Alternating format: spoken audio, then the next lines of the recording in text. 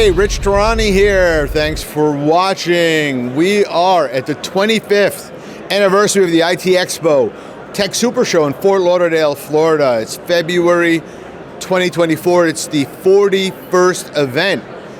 Jeff Bishop was nice enough to drop by. He's with Connectwise. Jeff, how are you? Doing well. Thanks a lot for having me today. We're thrilled. So let's start at the top. What does Connectwise do? Connectwise is an IT software company. We mostly work with MSPs, powering them with everything from a PSA to RMM, cybersecurity, and about 25 other product lines.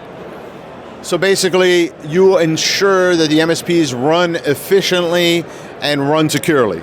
Exactly, as well as the product lines that they can then take down market to their end clients to help keep them secure or run their businesses as well. Let's talk about those a little bit. Sure. Well, a lot of them stem around the cybersecurity, so threat management, EDR, SOC, SIEMs, but then the RMM product line for the patching, the scripting, the alerting to make sure everything on that machine works, and remote control. So if something goes down, you got to be able to hop in and control that computer and get it back up and working. Should we just go into a SOC, right? It's a security operations center, something that's 24/7, works for the MSP so they don't have to stay up late? Absolutely. The EDRs are tough product lines. So we have our SOC 24/7, both based out of here and abroad. And yeah, we partner up with companies like Microsoft, SentinelOne, Bitdefender, and others to bring that information in to support them. And how do you ensure quality when there's an outsourcing at a SOC? Well, that comes a lot from the training with your teams. You know, you got to make sure you're bringing in fresh new talent, make sure you're training them up and setting the right SLAs and expectations, both from a culture and a team, and then making sure that we got good tooling and in place to make sure that we can support people quickly. Great. Is there any news we should know about?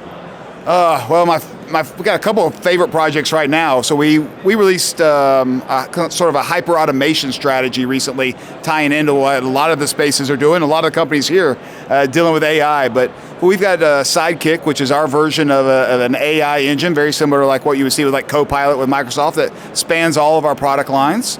And then we've got our new RPA solution out the door. So an easy drag and drop workflow engine that works across, again, every product in our portfolio. Robotic process automation that speeds up menial tasks.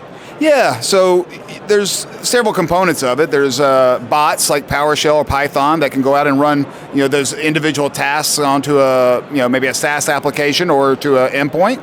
And then there's also the workflow engine. So drag and drop onto a canvas triggers and actions and conditions. So you can start to set up workflows across service delivery, procurement, sales, marketing.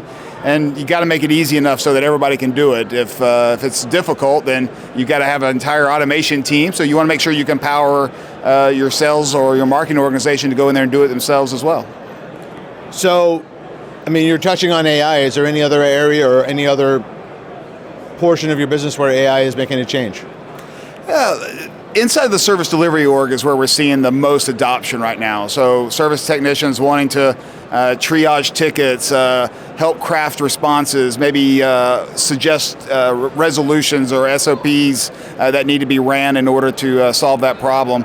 But it's spanning into the other areas. AI is rolling into our SOC and into our correlation engine to better diagnose problems faster, going back to those SLAs and SLOs you got to put in place.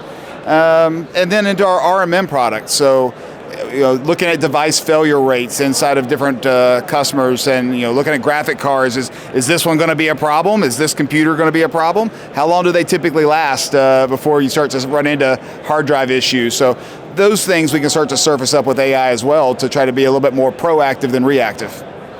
Anything else we should know?